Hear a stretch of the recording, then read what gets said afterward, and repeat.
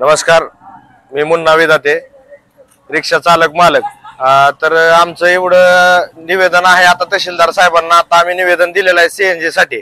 तर तिथं तहसीलदार साहेब असे म्हणलेत की आता त्यांना आम्ही कळवतो, त्यांच्याशी भेट घेऊन आम्ही विचारतो की नेमका प्रॉब्लेम काय, सीएनजी का उपलब्ध होत नाही ह्याची आम्ही आता चौकशी करतो। त्याच्यानंतर जे काय अधिकारी असतील ते जाऊन चौकशी करून आम्हाला कळवतील बाबा सीएनजी कशामुळे पुरवठा कमी आहे, बार्शी शहरात इतक्या गाड्या आहेत, त्यांनी करायचं काय।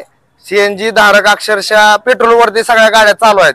अक्षरशः पेट्रोलवरती इतके वैतागलेत लोक की सीएनजी आम्हाला न मिळाल्यामुळे पेट्रोलवरती गाडी आम्हाला चालवू शकत नाही, आम्हाला परवडत नाही। त्याच्यामुळे आमचं एवढंच म्हणणं आहे रिक्षा संघटनेचं की आम्हाला सुरळीत पुरवठा सीएनजीचा मिळावा। सीएनजी उपलब्ध असतो, पेट्रोल पंपावरती सीएनजी उपलब्ध असतो, तरी पण वारंवार आम्हाला असं कळवलं जातं की सीएनजी भेटत नाही आणि तिथं सीएनजी ब्लॅकने चालू आहे, विकणे।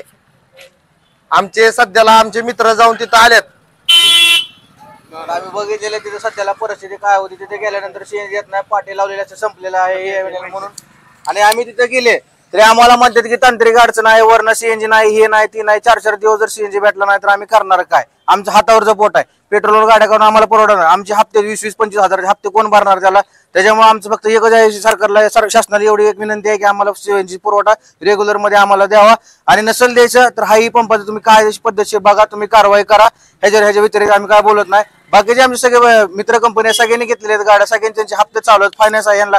गाड्या आल्यावर पकडल्यावर हप्ते नाही भरले त्याला कोण जिम्मेदार आहे? त्याच्या फक्त आमची एकच विनंती की आम्हाला सीएनजीचा पुरवठा द्यावा। नमस्कार, मी राजेंद्र मुळे, रिक्षा संघटना अध्यक्ष। की आज आम्ही आमच्या संघटनेच्या मार्फत आज तहसीलदार, परत खासदार साहेब, आमदार साहेब, Barshi police station, Barshi deputy साहेब, उप अधीक्षक साहेब यांना आम्ही निवेदन देत आहेत। तरी आज आम्ही तहसीलदार साहेबांना भेटलो तर त्यांनी फोन करून बोलले, वरच्या सगळ्या म्हणजे त्यांच्या जेवढे ती सीएनजीचे हे होते, तर त्यांचं म्हणणं असं की सोलापूर जिल्ह्यालाच पुरवठा कमी आहे। तर सोलापूर जिल्ह्यात बार्शीत तर बार्शीच्या शहराच्या मानानं रिक्षा जवळपास सीएनजी इथे 1000 रिक्षा आहेत।